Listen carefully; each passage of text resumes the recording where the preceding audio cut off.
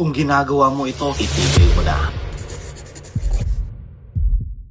Paano kung alam mo namang mali, pero ginagawa mo pa rin dahil pressured ka ng mga tao? Meet Aaron, isang leader ng Diyos, pero bumigay dahil sa pressure ng tao. In Exodus chapter 32 verse 4, it says, "And he received the gold from their hand and fashioned it with a graving tool and made a golden calf." Si Aaron ang kuya ni Moses, unang naging high priest ng Israel. Malaki ang role niya sa spiritual leadership ng bayan. Siya rin ang naging spokesperson ni Moses kay Pharaoh dahil nahirapang magsalita si Moses.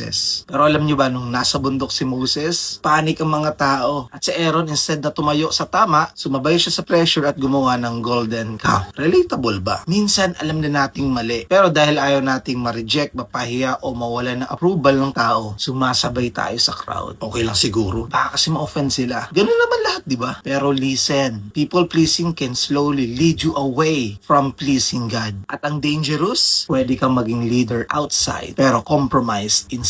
Kung mas nangingibabaw, takot mo sa opinyon ng maraming tao kaysa obedience kay God, tigil mo na yan. Di lahat gusto ng crowd ay tama. At hindi porket maraming gumagawa, acceptable na kay Lord. Ang tunay na leader, marunong tumayo sa truth kahit hindi popular. Kung may kakilala kang nakaka-relate dito, share mo to sa kanya. God bless.